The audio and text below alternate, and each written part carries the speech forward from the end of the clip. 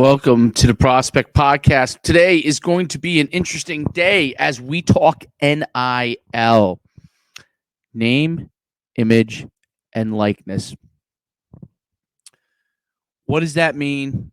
And let's talk about some of the situations within NIL right now that are going on. So it's really exciting for a lot of the athletes around the country to have an opportunity, if they have a sponsor, to be able to get money or benefits for their name, image, and likeness. At the same time, it's presented an interesting problem for the NCAA, who had no idea how to handle it when it became to fruition. So there's a couple interesting things on NIL, and I'm going to talk about some of the things that we see right now and go to it, some of the most interesting things right now trending. And some of the stories that are trending, and I'll show you some of that. But before we do it, we want to understand what the actual rule is. The rule actually is that somebody can give someone essentially sponsorship money for their name, image, and likeness, to use them in commercials, to use them to pitch their product, so on and so forth, which has lent itself to a lot of the big names in TikTok and social media getting early NIL deals. The most famous is the Cavender twins, and they're ladies playing basketball that are exceptional basketball players at Fresno. I believe it was Fresno State, but correct me if I'm wrong. But they now are transferring to University of Miami. Why? Because NIL presents them with an opportunity to transfer and be able to make some more money.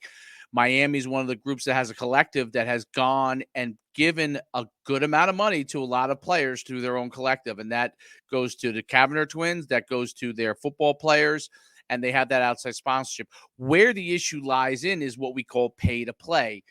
What does pay to play even mean in the world of NIL? Meaning, if I am a player and I want to come to a school, am I coming there because of the fact that somebody is giving me money to whether I'm doing sponsorship or not, signing autographs or not? That's the dilemma that the NCAA has. Okay. And the issue is the pay to play aspect.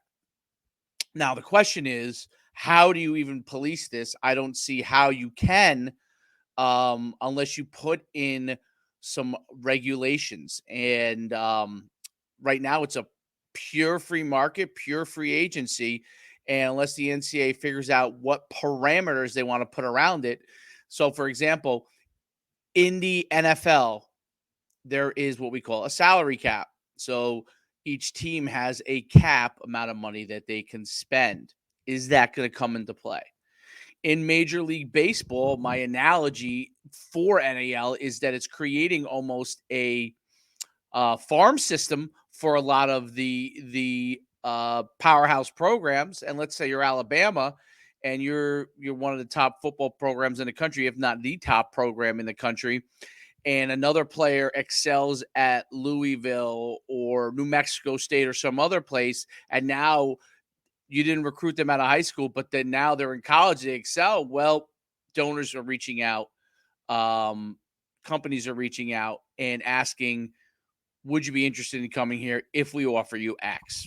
That brings to light, and I'll share it, one of the things that is going on right now with the best wide receiver in the country, which is Jordan Addison. Okay. Jordan Addison has gone into the portal. His quarterback, Kenny Pickett, was one of the top players picked in the first round in the draft. And he is now trying to figure out, he's put himself into the portal. And everyone knows the main reason he's put himself in the portal is because he's the top receiver and he stands to make a good amount of money. He is now visiting Texas. You can see this here. While in Austin, his lunch order raised a big flag. It's interesting to read this stuff. Jordan Addison has made a decision over the course of the next few weeks, months. Rising junior wide receiver entered transfer portal, is set to make an immediate impact. He's the best receiver in the country. He won the Biletnikoff Award.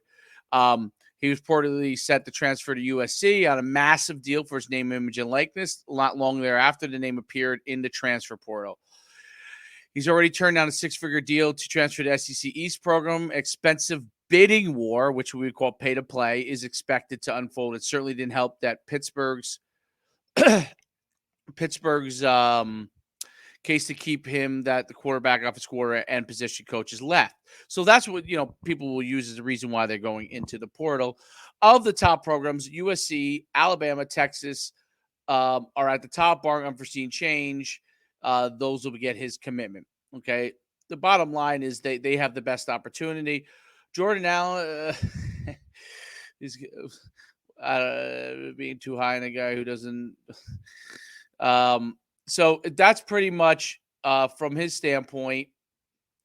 He's the most popular person right now that's in the draft. In the portal. Okay. And that's a good example of someone that's going to take advantage of the best opportunity, which we say is great for the players. It is a great opportunity for the players to be able to have an opportunity to get more money than they could have. They don't have to go to the NFL if they don't end up having a situation where they're a draftable prospect, but they can make money in college. That is all great. We need to see some parameters from the NCAA as to what they want it to be. But we don't want them to get so handsy, right? So it's kind of a situation where they've got to figure out how to do what's best for both the players to be able to make the money that they need to be able to make without ruining of all of the institutions in just bidding wars for every single player that is the best player in the country, because that's what's going to happen. I mean, that's just the reality of it. Okay.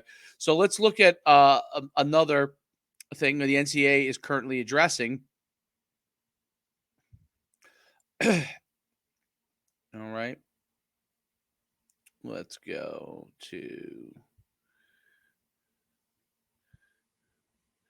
So this is great. NCAA trying to crack down on booster involvement in NIL deals. The NCAA trying to, I don't know how they're going to be able to do this.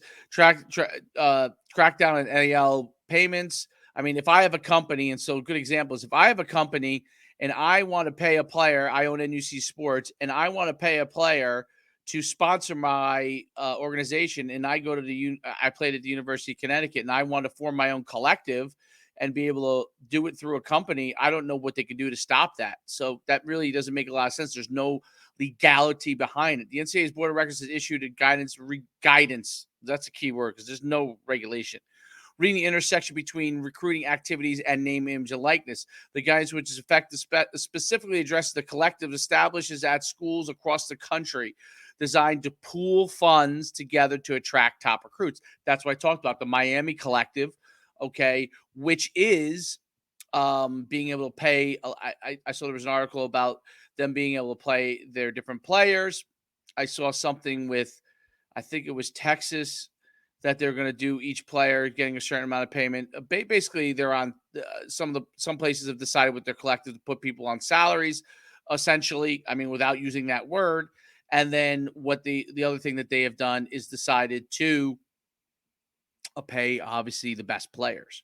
Okay. And the sponsorship deals. And there's also, besides collectives, there's clearinghouses that are also like, I call them clearinghouses. I guess they're like eBays, basically almost auctions for the players' services where players can go and through a third party. So that's interesting that the NCAA is going and doing that.